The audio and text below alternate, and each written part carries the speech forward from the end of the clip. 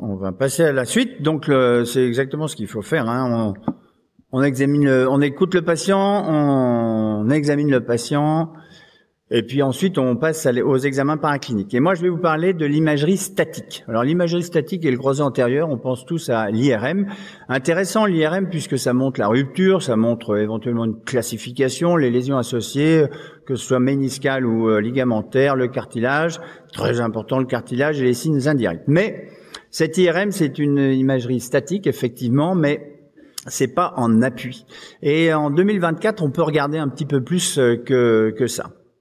Alors, il faut évaluer et quantifier la composante antéro-postérieure de la rupture du ligament croisé antérieur, la composante en rotation, et puis la composante axiale. Et ça, c'est vraiment intéressant et ça va vous dire beaucoup de choses puisque c'est en fait le moment où on marche. Et quand on regarde la composante antéro-postérieure, c'est les radios, et avec les radiographies dynamiques. La composante rotationnelle, c'est le rotameter, GNRB, pivot shift. Et puis la composante axiale, ça peut être la radiographie en appui monopodal et éventuellement le cone beam. Alors cette radiographie en appui monopodal, elle est passionnante et il y a plein de trucs à en tirer. À 20 degrés de flexion, les deux condyles bien alignés, donc ça doit se faire sous fluoroscopie. Et on va regarder deux choses, la pente tibiale postérieure et la translation en appui monopodal, la static anterior tibial translation, comme on dit. Alors, la pente, il faut savoir quelle méthode vous utilisez pour mesurer la pente, parce qu'il y a plusieurs méthodes, il y en a 4, avec des seuils et des valeurs différentes. La partie proximale tibiale, c'est celle qui a été adoptée par l'ESCA pour son consensus sur les reprises de ligaments croisés antérieurs.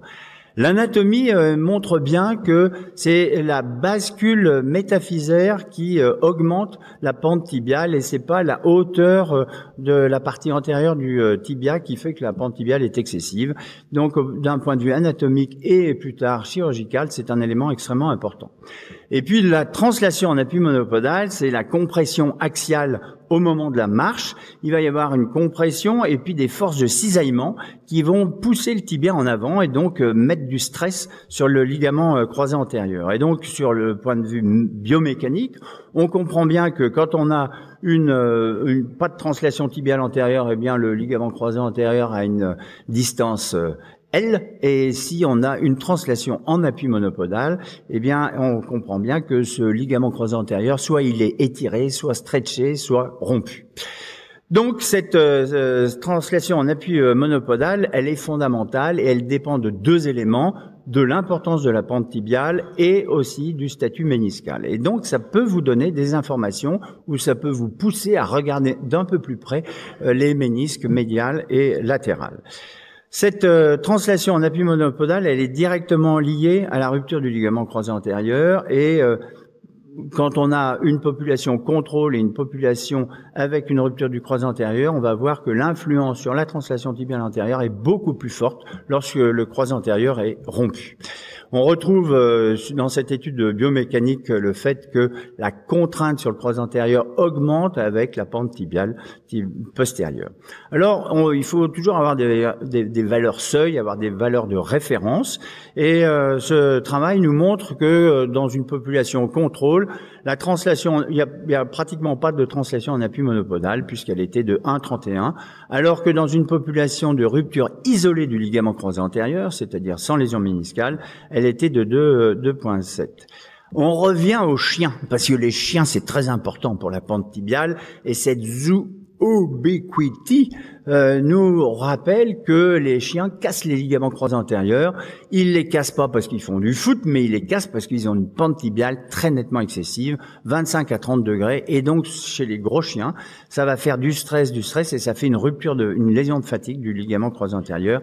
Et la meilleure correction et la meilleure reconstruction du croisé antérieur chez le chien, c'est l'ostéotomie. Alors, cette pente tibiale, c'est un facteur intrinsèque de la rupture et de la re-rupture du ligament croisé antérieur. C'est vous dire comme c'est important de l'analyser.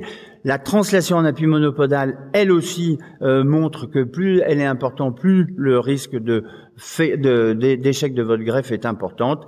Et donc, on sait que la pente augmente la translation en appui monopodal, les ménisques augmentent la translation en appui monopodal, que le croisé antérieur n'améliore pas cette translation en appui monopodal, que les plasties antéro-externes non plus, et que le protocole post-opératoire peut être important pour la diminuer. Le meilleur, c'est évidemment l'ostéotomie de déflexion, et tous ces articles, je vous conseille de les lire. En conclusion, on peut dire que la pente et la translation en appui monopodal, ce sont des risques facteurs pour votre greffe future, et ce sont des éléments importants pour les procédures associées que vous ferez à votre greffe de LCA.